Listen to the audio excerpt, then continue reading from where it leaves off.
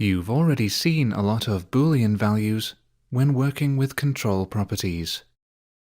Wherever you saw a property that could be set to either true or false, you were looking at a Boolean value. Booleans are always either true or false, and are perfect for anything that can be expressed as a yes or no answer. In this lesson, you'll work with the bool variable type. To begin, open the Shining Stone sample file from your Sample Files folder.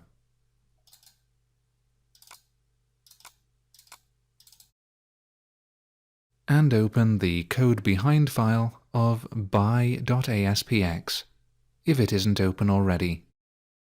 Now remove any code from the page load event handler, and you're going to create a bool variable with the following code. Bool test bool equals true, response dot write test bool.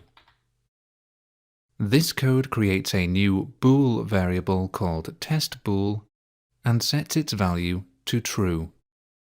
Note that if you don't set the value of a bool variable when you create it, C# will give it the default value of false. Normally, bool variables can never be set to null. They can only be true or false. There is a special technique that can be used to create a nullable bool variable.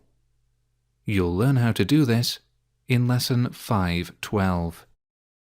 Now view the page in your browser.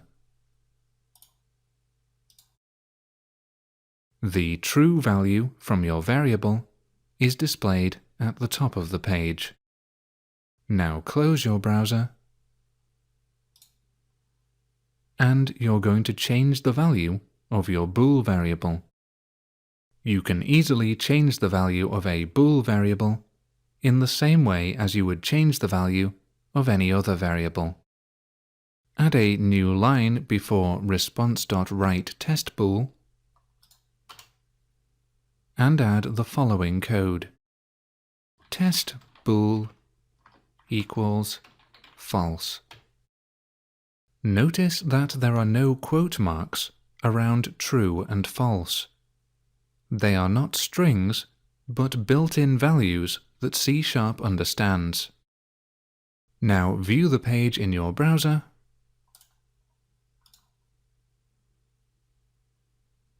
and you can see that the value has been changed and false is displayed.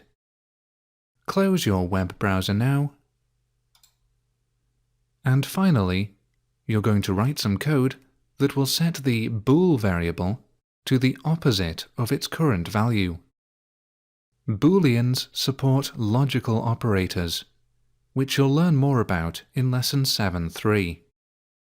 By using the exclamation mark, or not operator, you can change the bool variable to the opposite of its current value. This is useful when you are using a bool variable to toggle a setting on or off. Change the line test bool equals false to test bool equals exclamation mark test bool. Now view the page in your browser, and false is displayed, the opposite of true. Now close your web browser and change bool test bool equals true to bool test bool equals false. Now view the page in your browser once more, and this time true is displayed, the opposite of false. Close your web browser now, and close Visual Studio. You've now completed Lesson 5.6. Use Boolean variables.